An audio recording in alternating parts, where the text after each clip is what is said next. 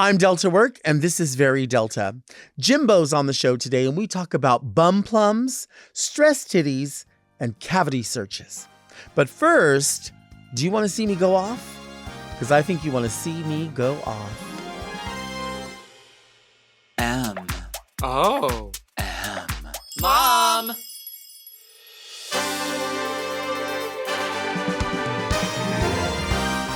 Are you a lady like me? Introspective, beautiful. Oh, are you intellectual like me? Beguiled by a bargain? You like wild times? Oh, like me?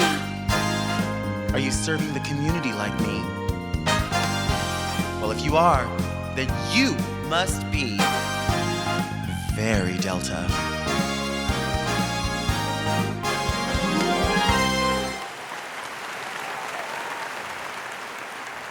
I'm Delta Work, and this is Very Delta, a luxury public access podcast and talk show where I look gorgeous, speak extemporaneously, and invite fascinating people to sit on the couch and get very Delta. Very Delta is for the woman who wants to know, is the Vanga bus still running? But first, let's get into some things that are very Delta.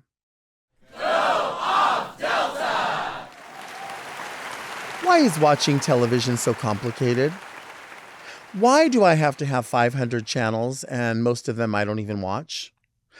Why do I have such a tough time every year around this time watching Drag Race? And I'm not reading the production company for having to move channels. All that is business, and they have to do what they have to do. What I don't understand is why it's like you have to log into this and have this channel. And if you don't want to pay for it, you have to like subscribe to something for a trial and then binge watch, but don't forget to cancel it. I don't want to do all that. I have to be honest, aside from a handful of clips here and there and social media videos and this and that, some of these reality competition shows that I love, I haven't been able to watch because I just don't want to buy one more streaming service. I'm not saying I expect all of it for free. I'm not saying that. What I'm saying is I want the easiest approach to have everything that I want at my fingertips at one cost. Now, maybe that exists and I just haven't found it, but I just don't know why I have a login for this and a login for that. And, if you want to watch Paramount Plus, you might get it for free if you have this other channel. Like, why is it so complicated? Why can't we just have 13 channels like we used to when I was a kid? And I never thought I would be that old lady that says, like, when I was a kid, back in my day, in the 90s, we had the WB and a frog. But we did. That's what we had. And if you had money, you had like HBO, Showtime, Cinemax, or Skinemax, as it was known. That was it. And if you knew someone that had those channels, you would go to their house and watch. That's just kind of how it was. And then there was pay-per-view, which was a whole other animal. But at least you could pay for it, you watch it, you were done. You were out the door. It was like going in and you buy a gumball and you turn the knob, you take my 5 cents, here we go, and you're done. No more relationship. But the relationship with the streaming services is like, it's so overwhelming. And it's so unfamiliar to me, you know? There's channels that I have at home that I'm not even aware why I have them or when I signed up for them or why I signed up for them.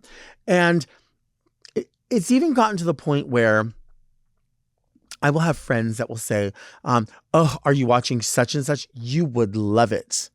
And I think to myself, not only do you not know what I would love, because I never really talk about the shows that I love that much, do you know how much I don't love turning the television on? Like, I don't even love that. I don't. I used to be what you would call a couch potato, right? Like just sit and just watch whatever's on and click the channel. I don't even want to click the channel. I would sacrifice the remote and all the million channels and stations and Tubies and Discovery Plus and Travel, I would get rid of all of it. I would sacrifice all of it and get up off my lazy fat ass and just turn a dial if I knew there was only going to be 13 channels. It was easier that way. I feel like even then, at least we were all sort of watching the same thing. So we all had kind of a similar reference point, right? Kind of like music platforms. Now with a music platform, you can just go in and your Apple Music or wherever you listen, and you just type in like, I like this artist, and then you might let it play other artists like that. Once upon a time, we would just turn on the radio. You would turn on here in LA, Kiss FM or Power 106 or whatever it was back in the day. And then everybody was just listening to the same music. And then if you were in an office, it would be Coast 103.5 or 104.3. And then if you were old, you would listen to K-Earth 101. And it was all the old music from the 50s. Now with streaming services or music platforms, you pick what you want to listen to. And in a way, that's prevented me from hearing new things because I just go, you know what? I know what I like. I'm just going to listen to that because I just go in and it's like better the devil I know. I would rather just put on what I know and not have to learn something new. And that's crippling my mind in many ways. But I know that if I want to hear something new, I would probably just go hear what's on the radio. But I don't like that. I don't want to hear that. It's too much work. But I feel like with streaming television, it's kind of the same way. And the reason I know it's the same way, at least for me, is because I don't know what show to watch and what channel it's going to be on and what moved from what to what. I just go on, I click on whatever pops up, and whatever the first 2 or 3 things are, that's what I watch. Or I'll just go in and I'll type, do you have Law & Order SVU? I'm going to watch that. And I'll put on old episodes of that. Takes the work out of it for me. I don't have to worry about it. Lately, I've been watching Twilight Zone on Tubi. Tubi. And that's supposed to be the free TV, but you have to go on and you have to create an account if you want it to save the episode you were on. So every time I go in, it's like Groundhog's Day. I have to go in and I have to go, what episode was I watching? Was it the one where aliens come and eat people? Or is it the one where they took off in the rocket and they really landed in Nevada, not on Saturn? Like what? And so I'm scrolling over and I have to start. It's like a whole process just to watch this on the free channel. And I'm only watching it. Well, I do love Twilight Zone, but I'm also watching it because I'm not really paying attention. I just want some background noise in the room that I'm in, where I'm clearing out a drawer full of eyelashes, where I'm looking for earring backs and rings that are broken. Like the TV is a mess. And how is a movie that's at the movies all of a sudden on TV at home? Like what? You used to have to wait. Everything is hurry. Don't leave your house. Stay right here and watch the movie. I don't want to do that. I want to go to the movie theater and eat popcorn like a pig and watch a movie. I don't want to stream it at home. And then I hear of people buying these movies and then all of a sudden you don't really own it all the way. Like they get their accounts like deleted and or the movies that they purchased, they were only for a certain amount of time. What is that? That's the same thing as going to Blockbuster and renting a movie for 2 or 3 days. That's the same thing. I would rather go to Blockbuster. I would rather rent a DVD. I would rather rent a VHS. You know what I would rather do? I'm going to tell you what I would rather do. I would rather it be like 1986 when we would go to a place called Omni Video in Norwalk, California. And for a weekend, we would rent a VCR because nobody owned a VCR. We would rent a fucking VCR, heavy as shit. And we would carry it into the car and connect the cords, and it would top load a video, and you'd put a video on there and it would say, be kind, rewind. That's easier to me. It's easier to understand. But did you see the latest of such and such? Well, if you get Disney, that'll have your Hulu on it. So get Disney and then it'll have your Hulu, and then you can sign in, or you can use my account and this account and that account. Oh, for God's sake. I'd rather just look at my phone, honestly. And that's what I do. I just scroll on my phone and I'm just like, and I know there's an FBI agent just staring back at that screen when I do it. And they're like, wow, you just sit and cry at people at graduations, don't you? And I do. I watch and I say, oh, look at that. I'm going to make that pizza. I'm not going to make that pizza. Or I look at it and I go, look at those butterfly chairs. I'm going to buy those for the backyard. Girl, I'm not buying no chairs. I'm not doing any of that. But what I'm trying to do is just like let my brain sort of calm down for a minute so I can go to sleep. Because I'm not that person. I'm not that person that can just put myself to bed and go to sleep.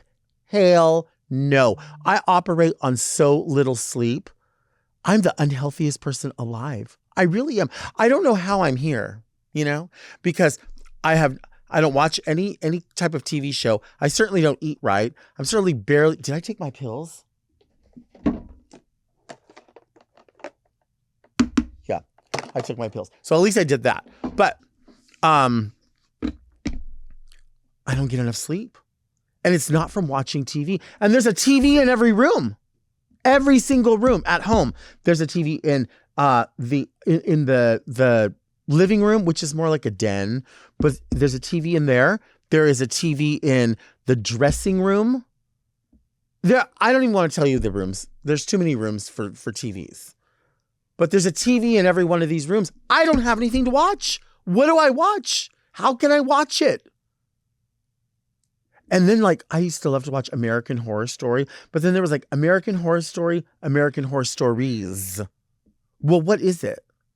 How am I supposed to remember that? There's a lot of things to remember. Why can't there just be a TV guide and a highlighter? We used to get a TV guide and go, I'm going to watch that. I'm going to watch that. I'm going to watch that. Now it's what do you mean you don't know? What do you mean you haven't seen it? Oh, I just binged this. I just binged that. I just binged this. I don't binge anything but a 12-pack of Diet Coke. That's the only thing I binge. I want to watch TV. I want to watch Drag Race. I want to watch Project Runway, but the old one. Well, no, not really the old one. Yeah, I liked Project Runway. But if the Harvey Weinstein, I'm not trying to support, but that's a long time ago.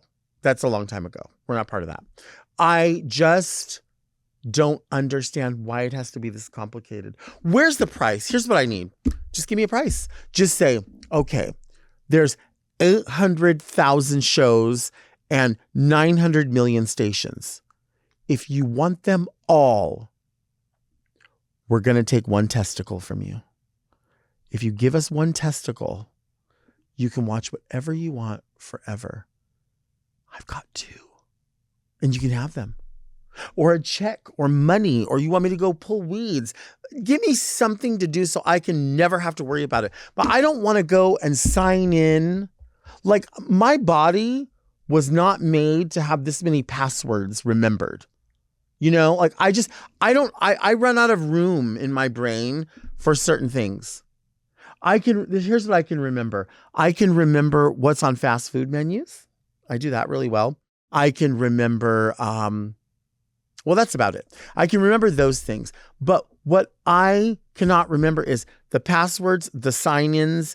There's even other names, right? So it'll say your name and then other people who live in your household, other family members or whatever.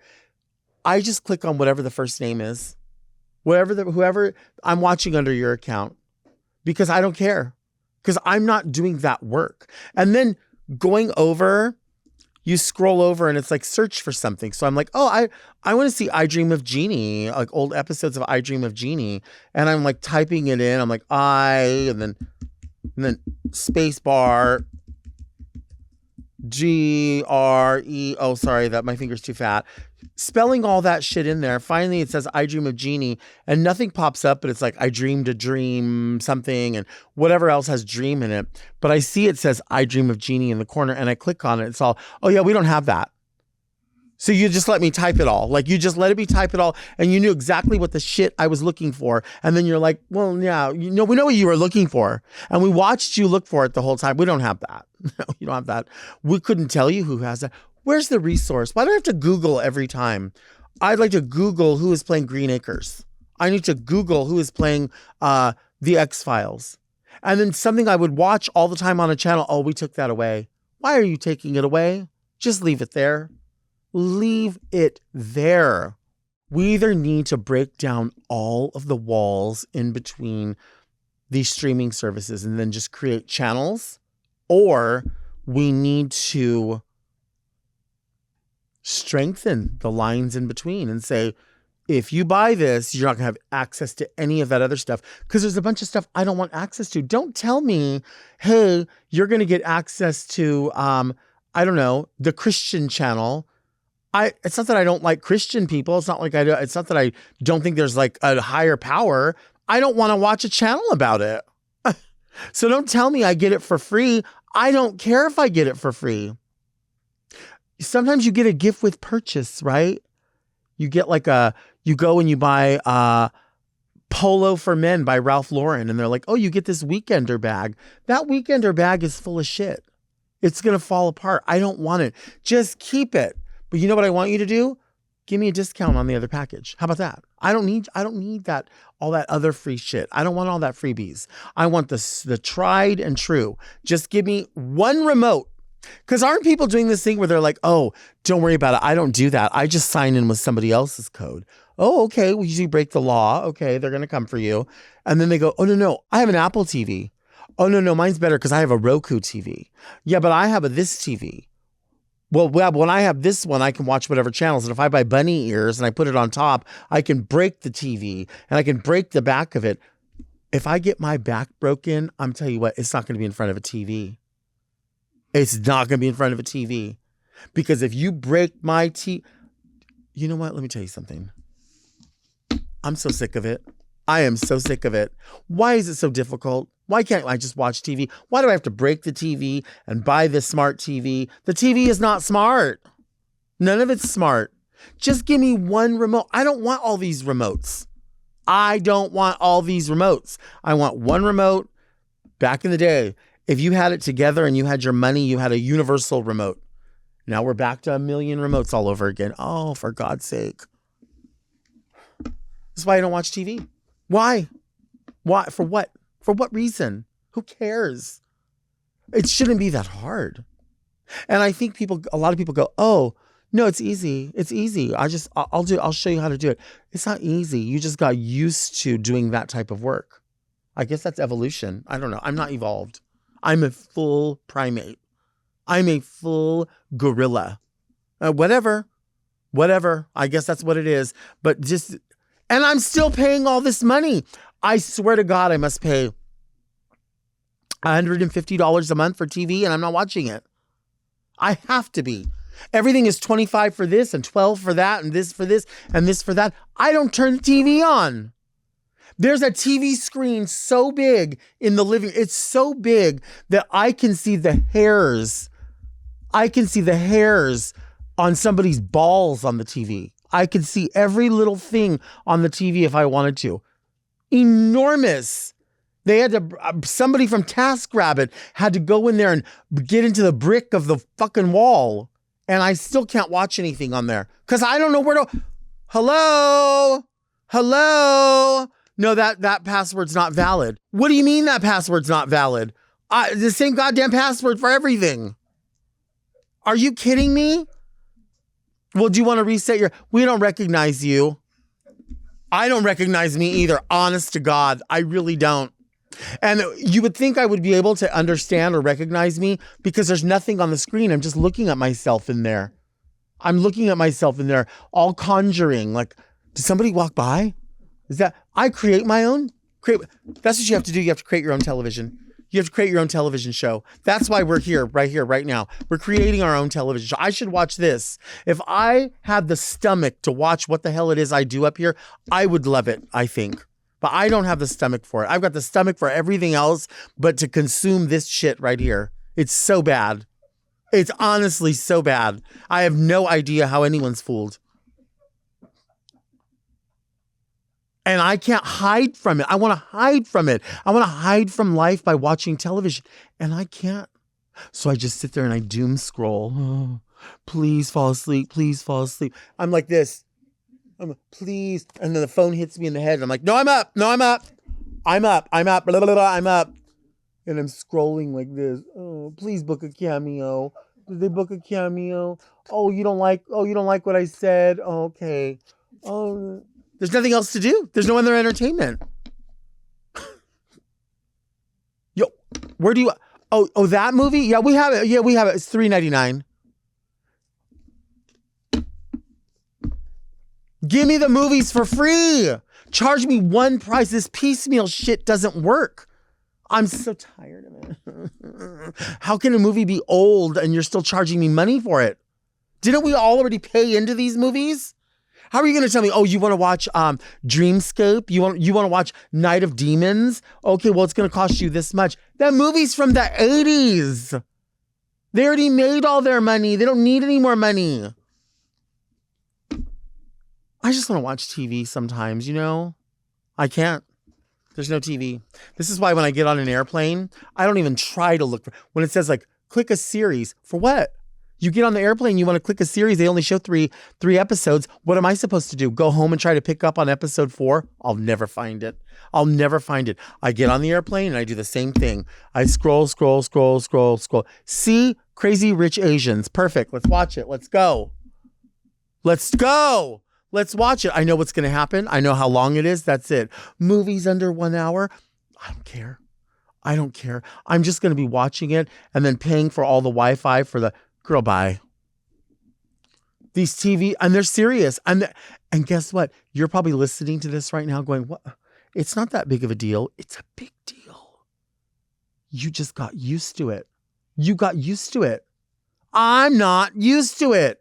I don't want to pay all this money and not watch TV. Just let me have what I ask. I don't understand. Where's my purse? Because I'm willing to pay for it. I didn't say I wanted it for free. I'm not saying give it to me for free. I deserve everything for free. I'm saying charge me, but give me what it is that I will consume. I don't want to have all these other extra channels. You know what I mean? I'm not trying to watch all these cartoons and I'm not trying to watch all these cooking shows. I'm not cooking that. I'm not cooking that food. I go to restaurants. And if I have to cook at home, I make a sandwich. And I'm so lazy, I don't even put mayonnaise on the bread.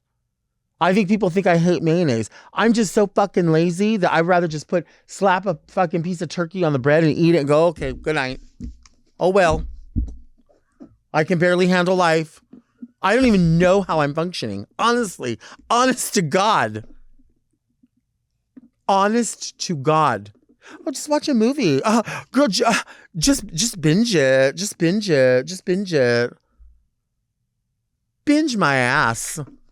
Just binge it. Binge it. Oh, what are you doing? I was just binging. Oh, girl, I just binged it. Oh, I just binged it. I just binged it. Oh, McDreamy. I just binged it. Oh, what is so-and-so doing on the show? Oh, my God. Who gives a fuck? I'm so checked out. The thing is, I'm so checked in, but I'm so checked out. You know what I mean? I'm checked out, but I'm checked in. It's like I'm invested in understanding. I'm trying to understand. Why is this not made easy for everyone? I don't know. The more I think about it, the more I'm like, God, maybe I'm just like, I know it's unrealistic to people, but I almost, never mind. I'm going to save that for another time because honestly, if you were inside this brain right now, you would be so, you would actually see clarity in this, but you would probably be so upset, you know? I don't want there to be any TVs anymore. Or maybe I do. No, it's not. Do you want to see me take a break? We'll be back in 2 and 2.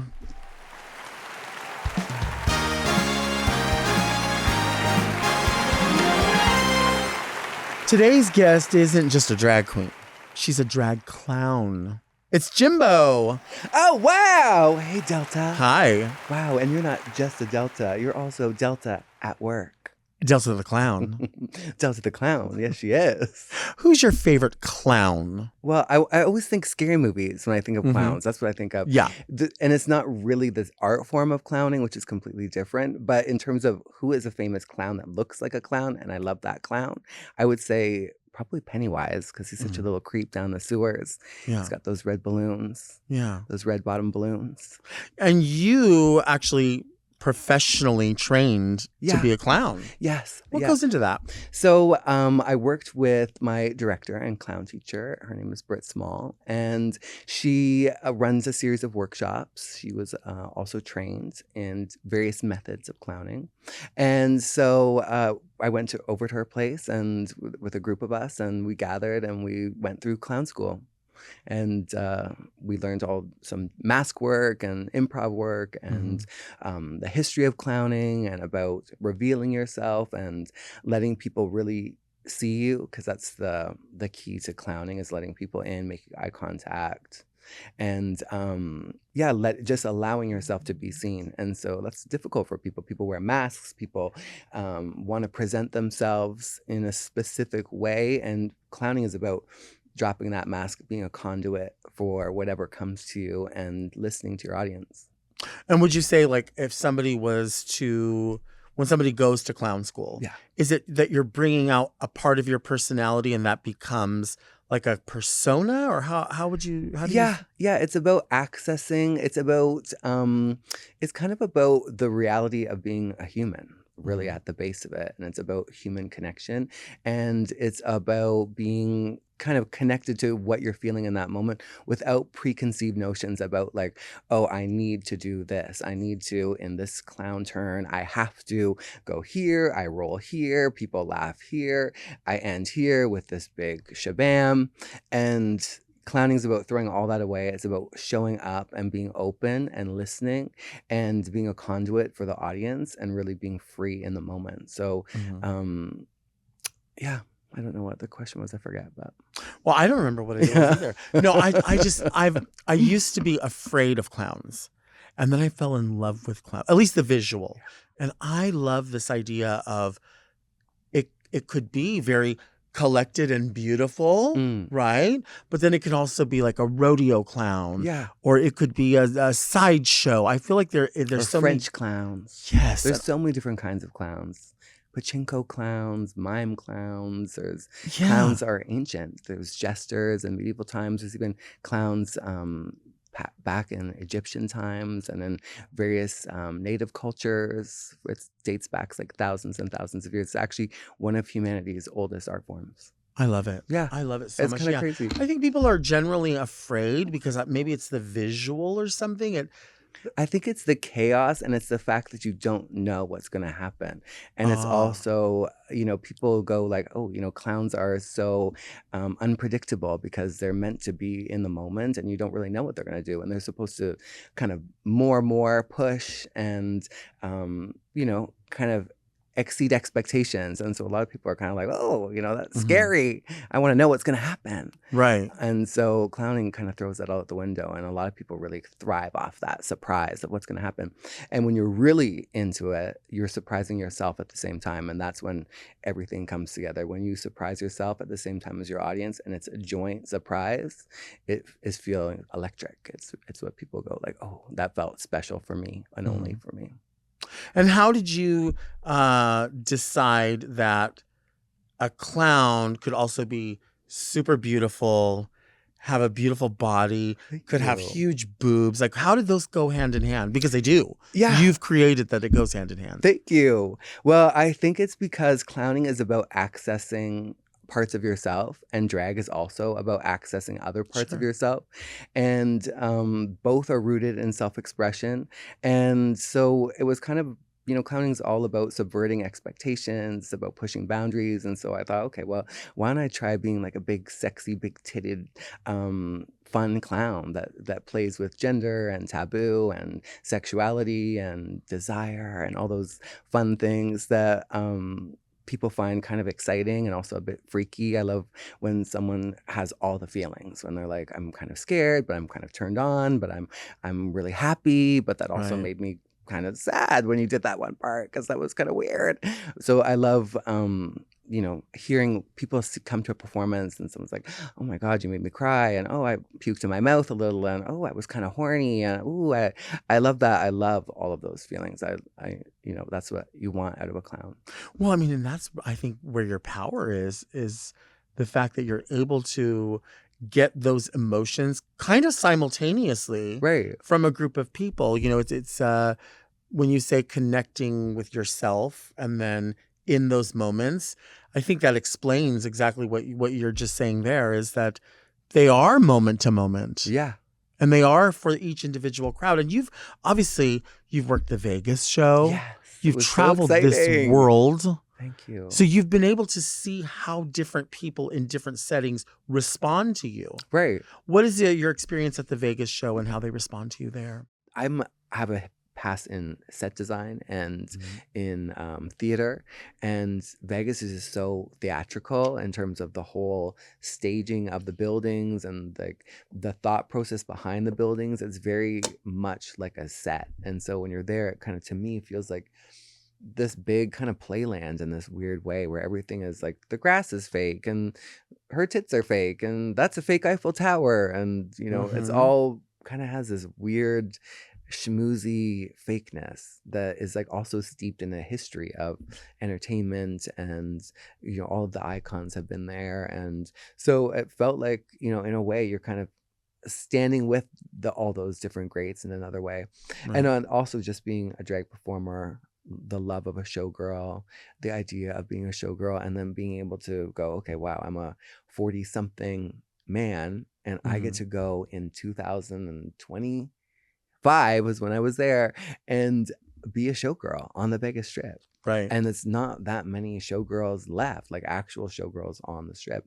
So it was incredible, the opportunity to go and to say, okay, I've been a showgirl and a headliner on the Vegas Strip. Like, that is a dream come true. So I loved it. Yeah, I mean, it is a flex because you really are doing it. It was electric. I love being in Vegas and the chaos and the lights and the excess and the sex and the depravity and the sadness. It's all. And that's all in the dressing room. Yeah. That was morphine pretty much. Yeah. I love that. Well, I think, obviously I fell in love with you on your season of Drag Race because I think we saw you as yourself, especially all these years. I always tell people when they watch Drag Race, I'm like, you've got an encyclopedia of seasons of girls who made plenty of mistakes. Right. Just don't do that. Yeah. You really just have to go there and be yourself. Totally. And we watched you do that. And nobody needed to tell you, like, we need the vulnerability. We need this. You gave that. You really gave of yourself. And so I remember watching you thinking, like, this is like really one of the contestants that's a standout in all seasons who is like, I'm really bothered by this. Or I'm really happy about this. Right. Or I'm really hurt by this. It wasn't, you didn't give this, I'm producing myself as I'm going. You were feeling the season as it was happening. Yeah. And I remember we watched the whole season, and I remember just thinking, like, wow, like, she's for real. Like, she's giving me for real. As somebody who years ago was in a similar position, thinking like, oh, we have to produce ourselves and we have to say this and be catty and do that. That just wasn't what you were doing. No, I kind of intentionally went in and just kind of, my entrance line, they were like, what are you going to say when I walked into Canada's Drag Race? And I said, I want to feel it in the moment. I want to see what comes out when I get out there. And they were like, really? Like, you should probably like practice or think of something or tell us something. I said, no, I want to just feel the moment. And so that's when I came out and I was like, oh, wow. And I'm like really just taking that in. And then since I didn't really know what to do, I was like, well, I guess I'll just spin in a circle. And so then I spun in a circle. But that's what people kind of gravitated towards. They were like, that's so funny and so dumb. And so I kind of learned through clowning and performance that people really want to just see you and you being you and you enjoying it or not enjoying or whatever. And so when I was there, I saw some of my sisters producing themselves and I could see what was presented and then what was backstage. And I was like, oh, our job here is to share it, all of it. Even though it's messy and it doesn't feel good, it doesn't help the audience at home for you to have private feelings that you don't share, unless of course you don't want to share those. But in terms of the story and a performance and making TV, it's our job to say, this is how I feel. This is how I feel in this moment. And it's also our job to be turned up and extra and to put on a show at the same time as be authentic and have your own real experience. So I kind of got off on on doing that. I loved it. Yeah. And I remember the first time I got to work with you was in Long Beach. We worked at the executive suite. And I With remember thinking, Jiggly. yes. And I remember thinking, like, I'm a fan of the show. I'm a fan. I mean, yes, alum, but a fan. And I was so obsessed seeing you there too. That was iconic for me to No. see. Of course. But I was like, oh my God, it's Delta. But it's like you were right. You were just on television. So I'm like, oh my God, I can't wait to meet. And then of course you have in your mind like, well, this person might be tired. They've been traveling. They've been doing this. And I have to say that was one night that I remember they were like, we have so many phone calls. We have so many people that want to come. Will you do another show? And you were like, yeah, I mean, I can make myself available. And we did 2 shows that night. It was the first and only night that I remember working in that bar, and I've worked there forever, that they had to open up another exit just to be able to facilitate the audience because so many people wanted to see you that night.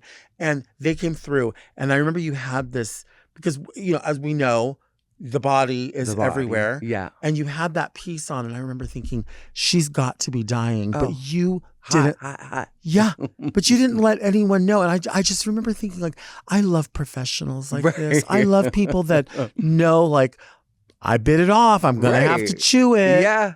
And this you is what I that. picked. I hate when people like, choose their destiny and then bitch about it. It's like, no. I love that about this you. This is what I love. And I kind of train myself to kind of get off on that level of it too and be like, pain is beauty and all that stuff. So actually when Vancy hugged me last night, she was like, oof, you're wet. And she's like, yeah. She's like, that must be like this every night. So yeah. Every night, every day. She's a sweaty bitch. You must have to drink a lot of water, more than everyone else. Kind of opposite. I have to stay dehydrated. Oh, I guess, yeah. I mean, you can't take the outfit off. Because I can't get in there. Right. So I'm starting to sweat now. Are you? Yeah. Is it the moans? I think it's the moans. I think it's being sat so next to someone so hot. Oh, you know what it is? It's the candles. Should I blow out the candles? Yeah, blow out your candles. These are gorgeous. Oh, they don't. There's how they blow out. There we go. Is it here? These are absolutely beautiful. Thank you. Yeah, save the batteries. Yeah, let's save the batteries. And plus, we don't want you to melt. Yeah, and I remember thinking like, oh, this bitch is, not only is she roasting to death, she just, when you've traveled somewhere and you've traveled so far and you get there, there's jet lag. Yeah. There's all these different things. But I have to say, everyone in that dressing room was like, this bitch is a pro. Like she's got to be exhausted. But you did a meet and greet for everyone that was in that line. You were tired, but it just, I just think there's something really special. And so when I get to see you now traveling the world, being in the Vegas show, you think to yourself, these are the people that you really want to be like, yeah, those are kind of those are icons. Those are people that work that means really the world hard from at you. what they do. It's really cool. What about traveling the world? That's my favorite thing. I made a wish. I've always been a traveler ever since I was small. And I made a wish years ago because I love people and I worked in theater and I worked in film, which is a very social atmosphere. And I was walking around and I was just like, I want to be friends with everybody. Like, how do I do that? How do I be friends with just random people on the street? Like, I want that. How do I get that? And it didn't really occur to me about how that would happen, or, it was just kind of a desire. And I thought, that kind of weird, but I just love people and I love connecting with people. And so then kind of through the show and through Drag Race, I had this feeling. I was like, I have friends around the world.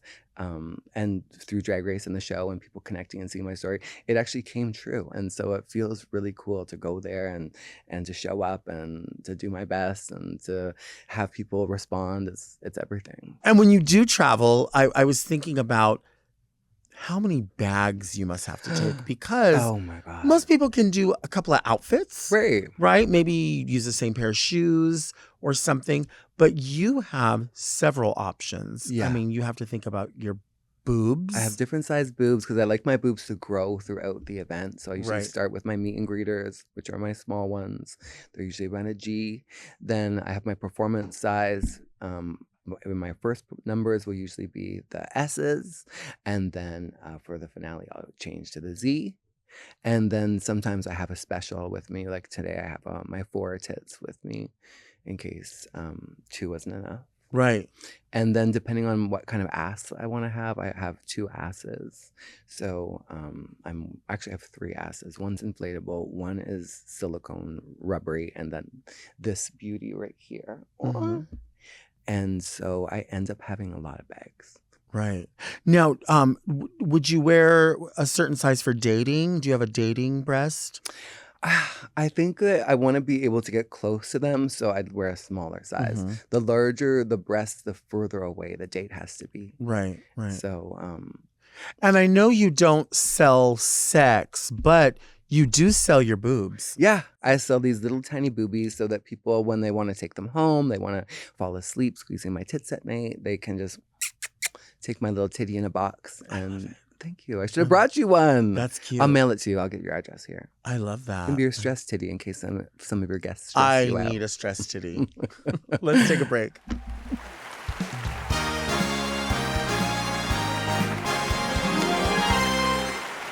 We are back with Jimbo. Now, this show, we solve a lot of world problems. You tackle the hard issues. Right. And they all begin with frying the small fish. Whatever the little problems are I thought happening. I smelled fish. Yeah, it was me. I did take one hormone this morning. Are there any small inconveniences, irritations, small fish happening to you right now that you would love to air out? Walking into strangers' farts. Oh, tell me.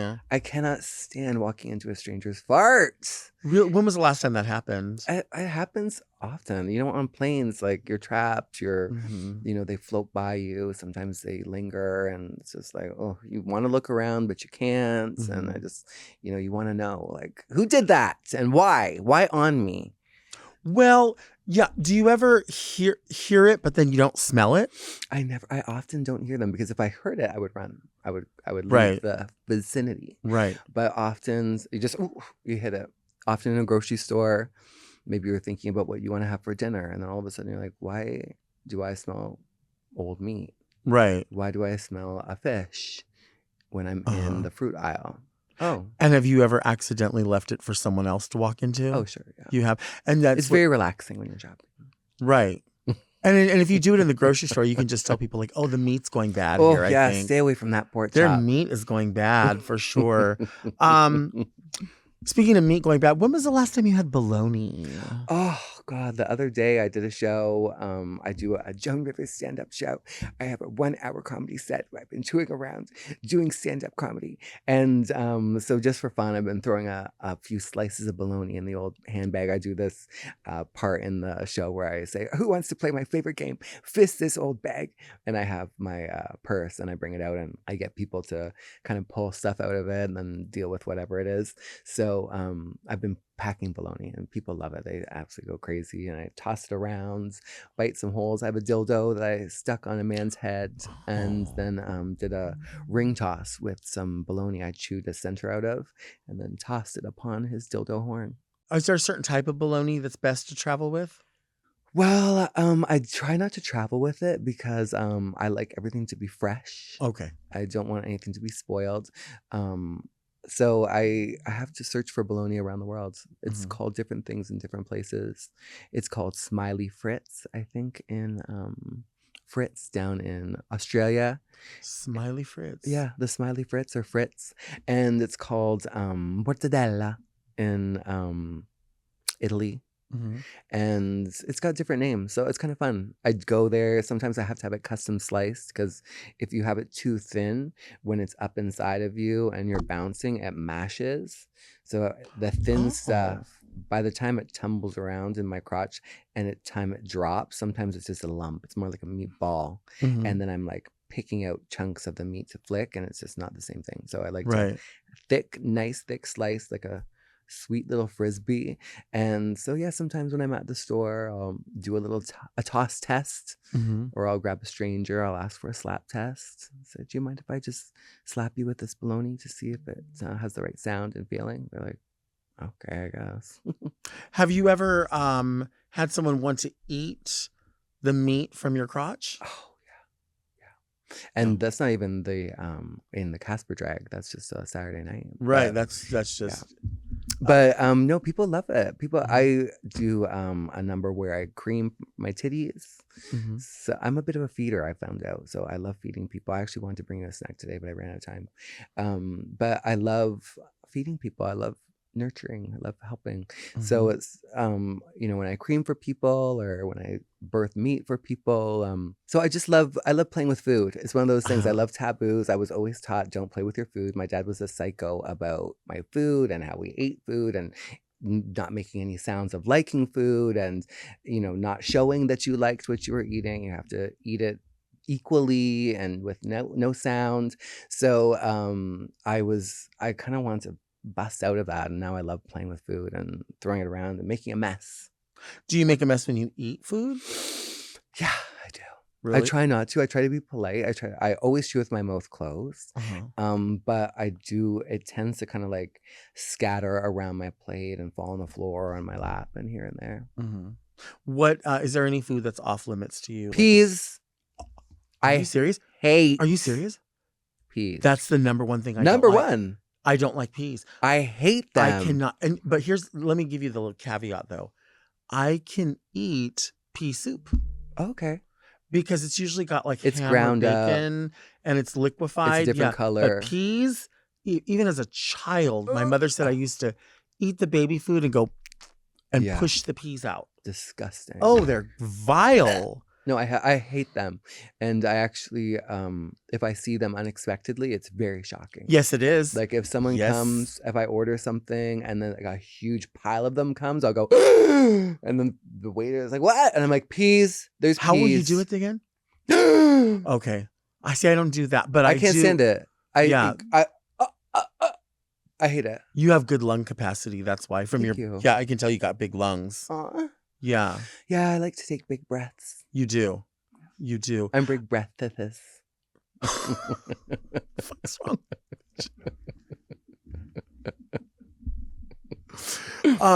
Canada's Drag Race panel. You, Brooklyn, Priyanka. That's pretty major. It's crazy. Yeah, that's crazy. It is crazy. It's so exciting. It's a perfect, you know, in terms of my story and my time there, it's kind of this crazy thing where I came in. Pri was so confident at that time. She was, you know, a Toronto it girl, and she was on the cover of the magazine there that she was the drag performer to watch and everything. So I was kind of like, you know, when I met her, I was like, wow, you know, she's the talk of the town. And obviously she would talk about her time with Brooklyn. Oh, you know, Brooklyn and I backstage and Brooklyn this. So I was like, oh, so you fucking know this bitch, like, because I didn't know anyone when I went in there. I only knew one other drag queen. I didn't even know how to cut a crease when I went in there. Right. So I was intrigued by Priyanka, and she was doing so great, and she was so confident, and she was absolutely unfazed. And so I gravitated towards her because she wasn't scared, and she was having fun, and she was taking risks and things. So we had a natural kind of friendship. And then as the show progressed and she won and I was eliminated before the finale and the fans kind of all went crazy, there was, you know, not necessarily a division, but there was this natural kind of like, oh well, she was the winner and people were saying I was robbed, and it didn't push us apart, but it kind of created some tension somehow, even though we didn't really feel that. So there's this natural kind of tension that's built in that we play with, that's fun about, you know, her winning and me not, and being robbed and things. That kind of is a fun thing to play with. And then of course Brooklyn judged me so harshly on on my season, and so, you know, at the time I could never have imagined that, oh wow, I will be sitting up there. And especially, you know, Jeffrey Boyd Chapman, you know, we love Jeffrey. It's kind of a crazy full circle moment to be like, okay, wow, like I'm in the spot Jeffrey was in, and I'm the judge. Like, it's kind of crazy. Right. So it's very exciting, and also I felt really responsible. Like, I was like, okay, so I've been through this. I know what it took for all of these queens to get here. I know, you know, I have a good idea about what they're feeling back there in these moments. So I really felt, you know, like I had a responsibility to my sisters to be a really fair judge, and to offer a different perspective that wasn't always so focused around necessarily polish or I'm more rooted in clowning and vibes and feelings. So, Brooklyn and Pre were a bit more stickler for, things to be maybe rule based or in a specific way. And I got to be the kind of other voice going, well, fuck that. What about just how amazing they are? And I disagree with that. And so it was fun. I loved those moments where I get to be like, I disagree. Well, I mean, I think that voice is so important because it does sort of I feel like it starts to include everything about the entertainer, not Right. just those rules, but maybe breaking the rules. Right. Maybe doing something that you didn't know needed to be brought to that challenge. Like, what would you be looking for as far as an authentic entertainer? Well, for me, I have like dance, is something that's a relationship with me. Dancing, I kind of resonate with RuPaul, where Ru says, "I'm not a dancer, but I dance. I'm not a trained dancer, but I dance. I've danced my whole life, and I've loved Mhm. dancing." It was only when I got on Drag Race and was like, "Oh, you have to lip sync and you have to move in this specific way," that people really saw that as dancing, and so it kind of presented this challenge. And so, you know when I'm watching a drag performance, rarely am I like, "Oh yeah, she hit that pot of beret and look at this dance, look at this gorgeous dance." And I feel bad to all the dancers out there. Obviously, it's amazing. I love dance. But when I'm watching, it's more like, who's kind of making me laugh? Who's kind of drawing my attention? Maybe, I'm watching a group number. The person that's not doing the best is sometimes entertaining to me. And I'm like, Mhm. okay, well, you're not the best dancer, but you are really fun to watch. I love Right. watching you go through this. I love watching you try to do this dance because, I think it's boring to watch 10 people do this same dance exactly perfectly when you're kind of in the format of Drag Race. At a ballet, of course, you want everyone in sync and you want the visual of the collective. But in a competition setting, you kind of want to see the individual, and those moments where they kind of break out of the choreo or don't do the choreo perfectly. To me, that's real, and it's like, it's not necessarily a bad thing. It's kind of just Right. like, oh, this is your performance. Did I enjoy it? Right. And is my enjoyment based around the rules of dance? And for me, it's not. So No, I think that's so true. Especially, you're seeing these contestants come in, and then you're thinking like, when you go out into the world and you entertain somewhere, part of the deal is talking to people, yeah. sometimes on a microphone, Oh, definitely in a meet and greet. And there are people who are brilliant performers, right. energetic and exciting, but they just may not have the ability to No. carry on a conversation or Right. or have that decorum. Right. And I'm not pointing my finger at any specific person, and No. I'm not saying I've seen lots of people like that. Definitely Sure. not saying that. But there are people that just shine in certain things. Like, I've told people a million times that maybe will try to book me for a main stage at a Pride to do a number. I'm like, listen, I can shine in another way, but if you have me smack dab in the middle of a bunch of dance performers, I'm gonna bring the vibe down. I'm not not a good vibe. I'm not the fit for that. Right.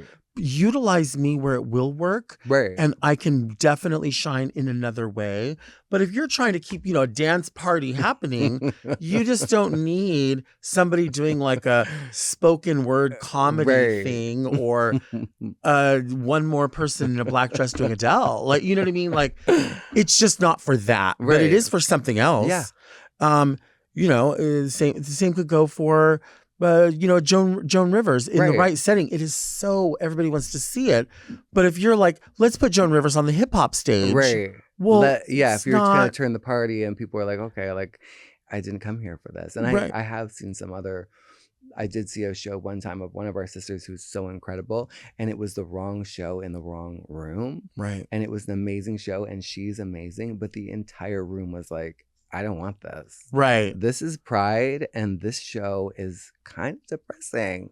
Right. And this is a nightmare. And I was just like, oh my God, wow. I learned a big lesson that day on their behalf, going like, wow, okay, it is so important to go what is going on here? What is the room? What is the vibe? What is the energy? And so a lot of times, I'll ask that specifically. What's the connection to the audience? What's the distance to the audience? Mm-hmm. Am I above them? Am I on the same level with them? How big is the room? Can you leave the stage? All those things kind of inform, like, oh, what type of performance am I presenting?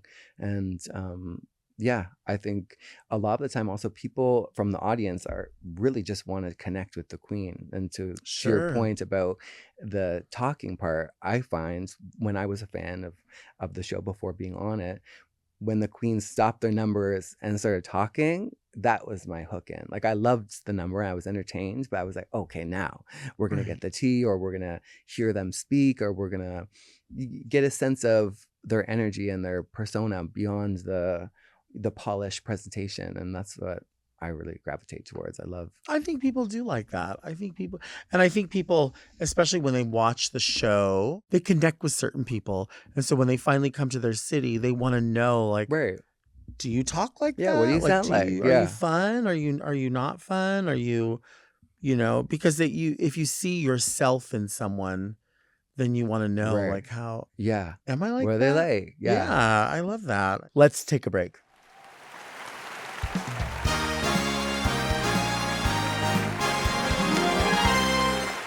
We are back with Jimbo, and I tell you, it's so cool sitting here. It just feels so cool in the Oh, summer. We're cool for the summer, the both of cool us. for the summer. We're Don't a tell your couple cool mother. girls. Okay, I won't. Yeah, we won't. This is the part of the show where we read letters from people. It's called Read Me Delta. Oh my God, that's exciting. Yeah, people send in their letters. They have questions. They find themselves in predicaments. Yes. Ooh, we love a good predicament. And if you do find yourself in such a situation and you want to send a letter, you can send it to readmedelta@gmail.com. So this is your Resolute desk. This is my desk. Wow. Yes. This is like your Oval Office. This Do is my Oval you feel presidential? What do you feel like back there? I feel like somebody who's dressed from the bust up, and then from the bust down is wearing shorts and slippers. You're wearing a bust down wig too. I am. I'm actually busted down. I've been busted down for a long time. Broke down Palace. Have you ever seen that movie? I have. Yeah, that's so scary. Yeah, it's really fucking scary. Have you smuggled drugs before? I have. Yeah. And I was busted. Yeah. It was really scary. It was a nightmare. Actually, I did it by accident. I didn't even realize I was at a show in Paris when I was much younger. And someone gave me a bit of hash, this teeny little piece, and I put it in a wrapper and I stuck it in my pocket. Of course, they found that in the x-ray and they were like, what is this? And it was like a piece of hash the size of a grain of rice.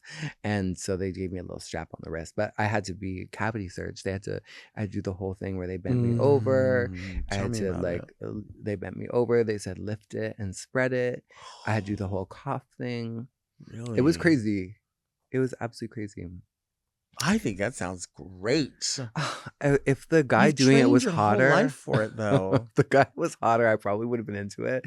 But at the time, I was in this weird phase. I was listening to Sam Roberts, and he had really greasy hair, and I had decided to stop shaving and washing my hair for a time. I was very hippie for a minute, and so I kind of actually looked like a drug smuggler back. So, okay. Yeah. So I was asking for it. Jimbo, can I use your letter opener? Oh, funny you should ask, because what do I got right here? Bing! Ooh, this is my Nana. Nana, you ready to open some mail, Nana? I sure am. All right, go easy on her. She has osteoporosis. I love it. That is your Nana. Yeah. I love her. Thank you. She's very nurturing. And very Nana. Yeah, she's sharp. Sharp as a tack. Do you eat bananas? I love bananas. That shit is bananas. I love them. Well, it's interesting that we both like bananas, but we don't like peas because they're kind of a similar texture. I find them completely different. One is so long and sweet, and has the peel, which is so kind of exciting. You never know what you're going to get, but then you kind of do. Except for if there's a bruise. I don't like that when there's a bruise in there. But do you eat the bruises on your bananas, or do you eat around them? Well, I like bananas to be sort of that... If they're like still greenish, and Mm. then all the way over here they're like super spotted. Oh. I like them to be more towards the greenish side. Not Oh. green. You like that fresh taste. as fresh as I You can want that get it. like grassy, like Yeah. before it turns. Yeah, because once it gets really towards the end, anytime we would have a banana that would like start to go bad, my Banana mom's always bread. like, "Oh, we're gonna make banana bread." Put in the freezer. No, you're not. Put it in the freezer with the rest of the We're not black making bananas. anything. Oh That's my a God. lie. We're gonna go to the bakery and buy Right. banana bread. You're just gonna keep that banana for the rest of your life in the fucking bottom of your freezer. Exactly. My mom's the same person that every time we would have an avocado, she would put toothpicks in it and put it in a little bowl and put it in the Right. window. Yeah, we're gonna grow one. No, we're not. That's It's gonna witchcraft. get moldy. Witchcraft. You're into some witchcraft, I can see. I am a witch. I knew it. I could I'm tell. a witch. Me too. Yeah, I could tell. I know you are. Dear Delta and fetching guest. Are you a Ooh. pole Wait, dance? did you say felching guest? Felching guest. Because I gave that up for Lent. You did? Yeah. But Lent is I'm over. gonna It's time to diet. celebrate. Okay. Yeah. Let's felch. Are you a pole dancer like me? I'm an avid amateur pole dancer, and I love to hold the space for everything related to pole dance. Yes. I love a slow, sensual dance with a lot of flow, or something more acrobatic and high energy, Wow. whipping out all of the tricks. Ooh. I got to thinking, what would make a very Delta pole dance? What would be your go-to song on the pole? What would you wear? Would you use a chair in your routine? I think I know the answer to that. What would your guest do? Please go off and give us the visual fantasy. Love you so much. Very Mika. I'm going to Wow. tell you right now, I don't know that I would be much of a pole dancer, not even a chair dancer. Wow. I'm a mattress dancer. Oh, yeah. Yes, I A love vertical sex. dancer. Yes, I love that. But you mentioned Dita Von Teese earlier. Yeah. And I have a proposal for you. Years ago, me and my friend Philip Dominguez, Philip is a very good friend of Dita's. We used to go see Dita shows together, and she did this number with Catherine Delish, who did Ooh. does much of her Yeah, wardrobe. I have one of her. Okay, you know Catherine. One of her coats. And they used to do a number together. And it wasn't a pole dance, but it's something we could do. And it was their phone sex number. Let's do it. It was fierce. They would come home from shopping. You would see a set that looked like 2 bedrooms. They would come home from shopping and go, "Oh, I'm just exhausted from shopping. Oh, It's been such a long these day." bags are heavy. Maybe they would open up brassieres, lingerie, Merry Widows, all of it, take their pumps off. They would strip and they would be on the phone with one another, doing whatever it was in their separate rooms. That's hot. It was so cool I because, love that. because, like you said, you watch certain things and you're like, this could be erotic. It could be silly. It could be scary. It could be Yeah. anything. It should be all of those things Right. in one. Take us on a journey. Right. And I think a lot of people are fearful of anything sexual because they think it automatically means like dirty or private or Right. hidden. Or bad. Yeah, that's bad, or that shouldn't be talked about outside of 2 people who are married. Right. And I shouldn't want that, or I shouldn't Yeah, want to it's look at that. It's just like, 2026. girl, get into your pleasure. Get into it. You don't. And listen, if you want to be disgusting, you can do that too. That's fine.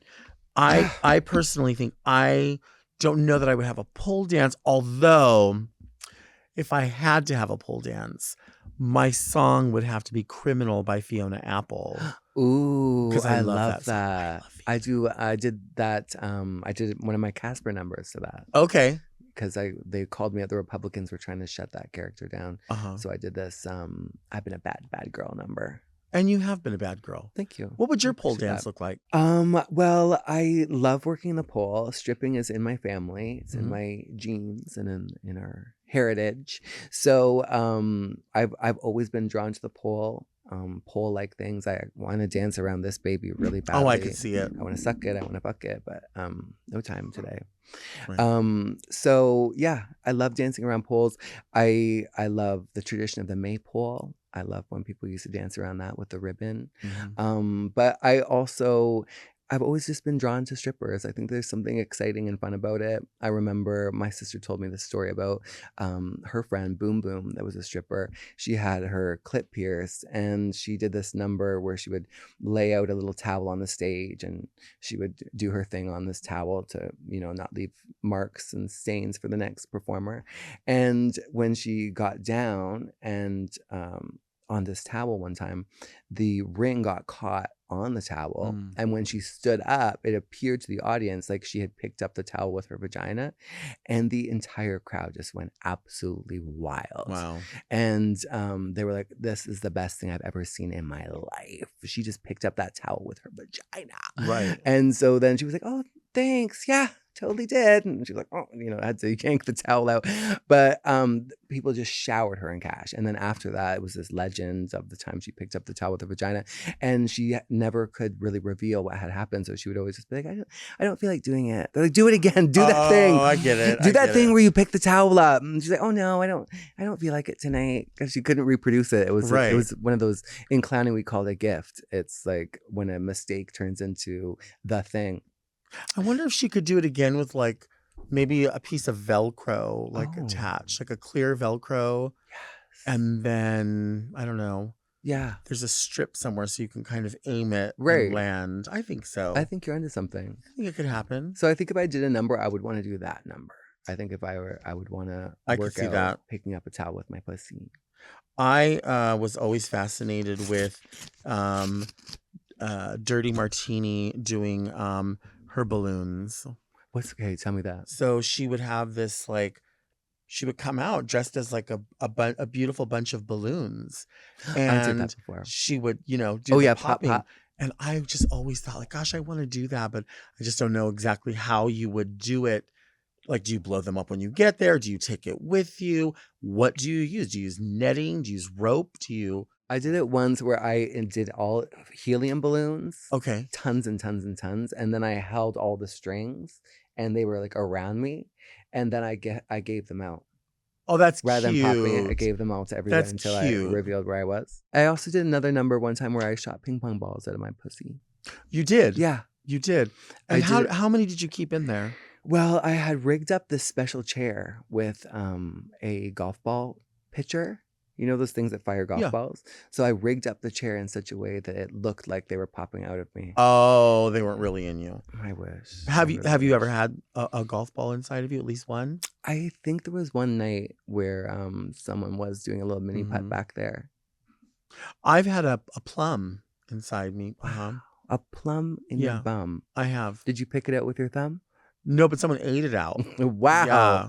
Yeah. That is really luxurious. It actually was, and it was the weird thing is when it went in, it wasn't as ripe as it was when it came out. when they ate it. Yeah. Yeah. Wow. Okay. You're like Mother Nature. I kind of am in a way, Yeah. My body, while it's probably very ill, it has a healing quality to it. Your At body's least a the food. wonderland. Yeah, it is a wonderland. Dear Delta and Shimmy, gorgeous guest. I've never heard anyone call someone Shimmy. I'm Shimmy Jimmy. You are Shimmy. Apologies for my pig ignorance in this topic that you have already covered, but I am in a state of distress and I'm sure it's deserving of being brought up again. On a scale of sprat to beluga whale, I am not sure if I would consider her a small fish, but she has girth to her. But she deserves to be fried nonetheless. Delta, I'm sick and tired of everything I love in this world being discontinued. What's up with this? MAC Cosmetics Studio Fix, Foundation in Shivering White, discontinued. The Coconut Scented Fix Plus, discontinued. Oh. Yankee Candle discontinued their Shea Butter scent, which was my all-time favorite, and I mourned her every day, alongside all their best Halloween scents. And this is only the tip of the iceberg. The Fame perfume, I can go on. It's honestly gotten so bad that I now live in constant fear of my favorite suddenly vanishing, to the point that I have now began to stockpile. Delta, I've become a hoarder. Do you stockpile like me? What is up with these companies playing in our faces and taking the best products away from us? I just know you have something to say about this, and trust me, if you choose to speak on this matter, I will be sat. Forever listening, very vanilla. Do you ever have any favorite items that just are gone?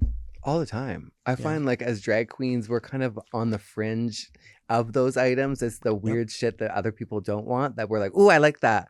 I like that weird color of that sparkle, or I like that kind of foundation that no one else Yeah. uses. And I feel like we also are out there looking for things all the time and we find our special little thing. So I think, yeah, there's a lot of very specialized products in drag.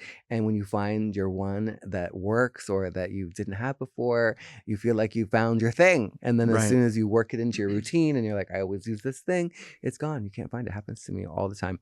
And I kind of have to just think of it like art in a way. You know, art is temporary, life is temporary, you know, release and find new items, but it is annoying as hell to have to It find is. new favorites. And Well, we were talking about during the break, we were talking about hairspray Yeah. and how expensive hairspray is now. And I was saying that, like, I have hairspray that I like to use when I'm at a show because I like the way it holds a wig.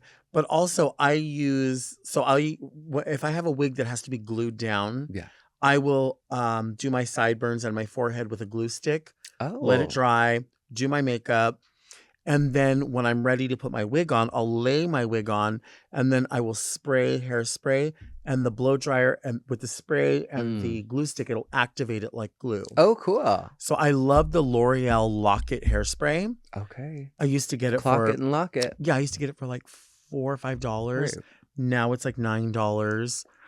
But it is the one that I like to use. Now, if I'm styling a wig, I like to use just like a Tresemme. Love But Tresemme. Walmart used to have their own brand of like a knockoff Tresemme, which was much cheaper, but just as good. Now that's gone.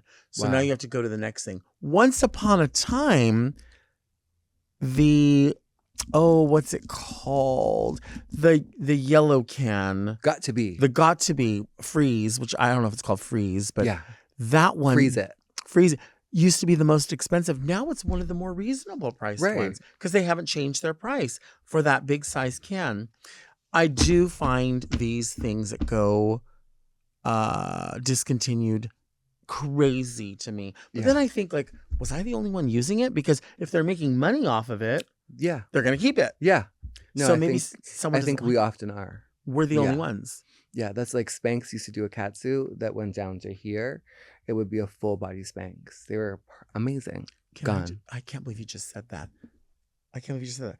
I didn't know. Like, I've purchased Spanx items before because they sell like straight size and they sell Yeah. plus size as well. I was at Ross. Do you ever go to a Ross? Yeah. I was at Ross the other day and just happened to be in the dress section.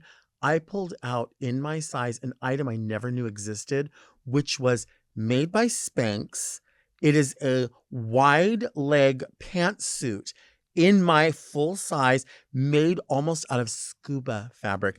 Zips all the way up. You could throw a blazer, you could do whatever. Yes. Girl, it was $9. Yeah. Oh, $9. They didn't know. So That I should have went been hundreds. Yeah, I went online. I was like, I wonder if this is like a real thing. What $150. is this? Yeah, it was like $184. I knew it. And I was like, I just got this for $9. But it's one of those things where you, like, you're That's talking rare. about, and Very Vanilla's talking about hoarding. If I find it, I yeah. hoard it. No, I hoard those. I think it's a drag queen thing. No, it is. I hoard It is. sparkles. This kind of sparkle you can't get anymore. I hoard that. I hoard certain types of things. I hoard certain types of makeup. Yeah. And Very Vanilla, I have to tell you something. I know that chronologically, this episode that you'll be watching will definitely air before another monologue comes out. And I think I have to dedicate a monologue to you about a missing item. It's been processing in my brain for a while, and I've thought to myself, I need this item so bad in my life. It's integral to my drag career. And I've wanted to talk about it, and I've talked a little bit about it on social media. I think it has to be a full, I'm bringing visuals. I have to bring visuals. You did this for me. You've given me the strength to talk about it. It is so, so vital. And I'll just give you a hint. Ooh. Baby, this is so important to me. Ooh, do you ever put a nail on and then it goes the wrong way? Oh, all the time. My What is fingers are kind of happening every way. What is that? You're giving directions to the left. Yeah, I said, Over it's there. over there. It's over there. That is so ugly. Oh, don't worry. Whatever. You're perfect. It's fine. You're We're gonna- perfect. Am I? Yes. Thank you. We should have phone sex. Okay, let's do it. We should have phone sex. Bring, bring, bring. Hello. Hey, babe. This is my first time, but I want to know, like, how wet are you? Are you wet? Do you like plums? Like, you mean bum plums? 2 big black plums. Ooh, I love BBP. Do you like BBW? What's that mean? Big, beautiful women. Yeah. Do you know any? I bet you could be a big, beautiful woman for me. Do you like big boobies? I hate them. Do you like big, wide ankles? I love those. I've The got- wider, the wetter, the better. I've got ankles so big, they're as big as my knees, and we call them cankles. I thought you would call those nankles. They're also called thankles because they're as big as my thighs. And people are thankful for them. Jimbo, is that you? Hey, don't expose me. My mom's might hear this. I can smell your baloney from a mile away. I'll close my legs. Sorry. And scene. Yay. That was so good. You're so stupid, Doug. That was so fun. Thank you for being here, Jimbo. Thank This was you, so Delta. fun. This is so fun. It's a Super, dream to super be fun. here on, You're the on your best. Delta Work podcast. You're the best. This has been so much fun. We'll see you next week. And until then, keep things very Delta. Thank you, very Delta. Very Delta is produced by Moguls of Media, aka Mom. Hosted by Delta Work. Produced and edited by Doug Robertson. Technical direction by Danielle Mitchell. With original theme music by Will Pitts. Media and design support by Stone Cold. And set design by Eris Sevilla. Executive produced by Alaska, Willem, Big Dipper, Camille Stennis, and Joe Cilio. Recorded at Forever Dog Productions.